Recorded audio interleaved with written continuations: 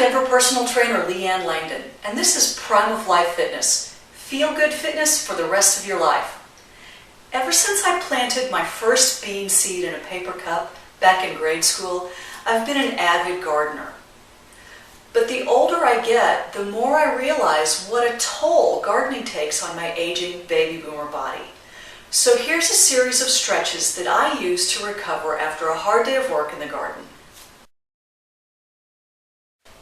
The first move is a simple standing stretch designed to get the length and the space back between each of the vertebrae in your spine.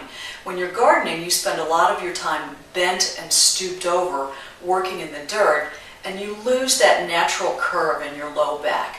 This stretch is designed to help you get some of that back. So the first thing you're going to do is just stand up nice and tall, and then you're going to reach overhead with your hands. Reach up toward the ceiling with both your hands and your head. You want to think about getting that space in your spine. And then if that feels good to you, you can tip back just a couple of degrees, just to the point that it feels comfortable, and you'll get a nice stretch through your spine, and you'll feel a nice lengthening, and that should help undo some of the flattening and the reversing of that lumbar curve that you've done in the garden. The pelvic tilt is a really nice way to loosen up through the lower back and help get that low back curve feeling right again. So you start lying on your back with your knees bent in alignment with your hips. And when your spine is in neutral, you should be able to get just kind of up to the first couple of knuckles into the curve in your low back. And what I want you to do is take your pelvis and just rock it forward and backward, and it looks something like this. Tip forward and backward. So on the forward tip, you're exaggerating the curve in your low back. So I can get my whole arm in there now with the curve exaggerated. And on the backward tip, you're flattening the curve in your low back, so you've got no space there. So just a few rocks back and forth. Rock forward and rock backward. And you should feel those muscles in your low back start to loosen up and warm up and feel much more regular.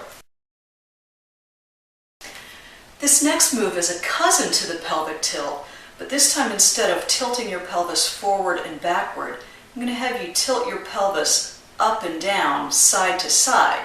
So it's going to be like you're trying to touch your hip bone up to your rib cage. For the next move, we're lying flat on the floor again on our back, this time with the legs extended. And we're going to rock the pelvis side to side, just in the same plane.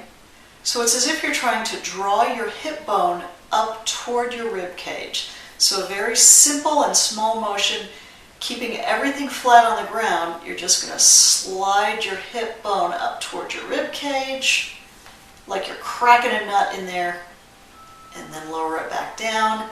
And same thing on the other side. Draw that hip bone up toward your rib cage and lower it back down. So your pelvis is actually moving like so.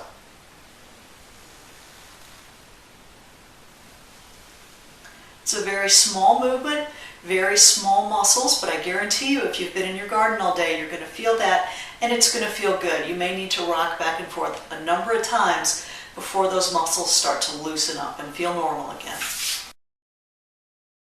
For the cat-cow, we're going to start on all fours. You want to try to have your wrists aligned under your shoulders and your knees under your hips. You want to start with a nice, straight, long spine. Engage through your core, so hold those core muscles in nice and tight. And you're first going to arch your back up like a cat and drop your head down like you're trying to get a look at your belly button. And then you're just going to reverse that. Let your belly hang like a cow. Raise your head up. Just reverse the curve in your spine. And then rock it back into cat. and back into cow. So this should be a nice gentle rocking motion.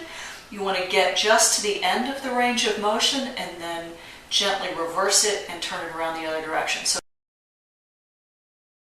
the next move is a rotational move. It's going to give you a stretch all the way through your back and across into your hips. So you're going to start lying on one side with your knees bent up into a lap, and your arms are going to be extended out in front of you. I'm going to demonstrate facing away from you first so you can see the move. You might want a pillow. So I'm going to start out in this 90-degree position, and I'm just going to rotate this upper arm open and back. And you can see I have pretty good rotation. I can almost get both shoulders onto the ground. Once I'm in the position that's the end of my range of motion, I'm just going to relax, take a couple of big deep breaths in and out, and try to let gravity just pull all of the tension out of those muscles. And I generally feel this not just through my thoracic spine, but also down across this top hip.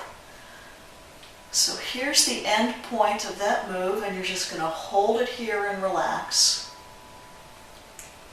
And then I'm going to bring it back to closed, and I'm going to roll over to the other side, and it looks like this on the other side. So I've got my knees bent into a nice 90 degree, I've got my shoulders coming out parallel to my upper legs, and I'm just going to open up behind me, rotate back,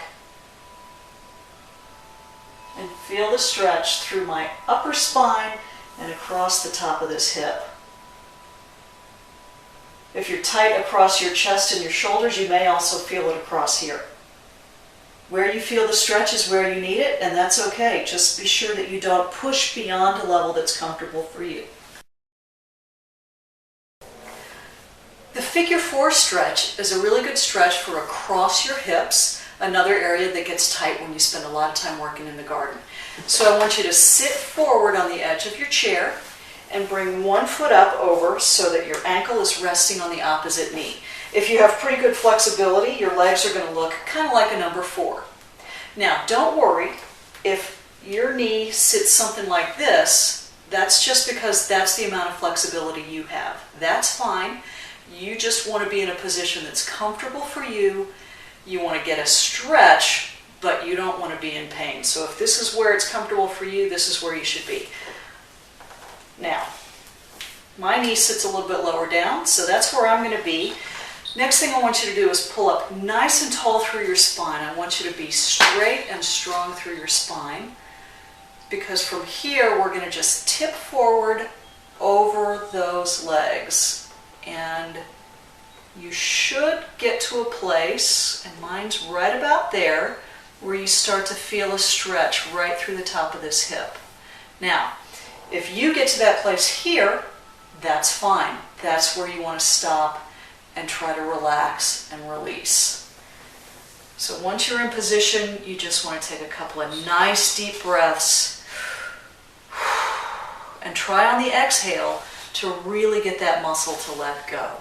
What I don't want you to do is collapse yourself over your leg.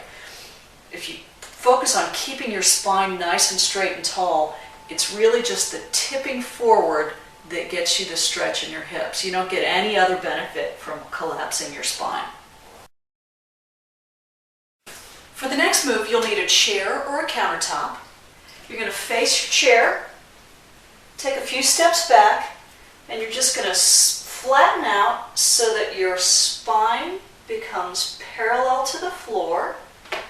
You want to think about lengthening from the top of your head to your tailbone. So really reach it long, give it a good stretch. You'll feel a stretch all the way down the sides of your back. You might feel it in your shoulders, you might feel it in your hips, and all the way down your hamstrings.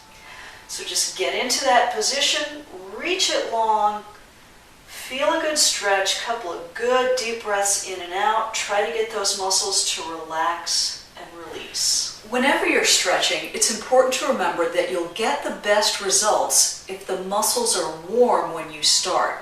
So for this workout after a day in the garden, I think the best time to do it is immediately after your nice hot shower. You've washed away all the dirt, the muscle tissue is nice and warm, and it's pliable and ready to stretch. If that timing doesn't work out for you, I recommend that you start by walking around the block or doing some marching in place or a few jumping jacks, just a little something to get your body temperature and your heart rate slightly elevated before you begin to stretch. You'll find that the muscles are much more cooperative that way. Thanks for joining us today. I hope you have a great time in your garden this summer, and I hope these exercises help you feel good afterwards.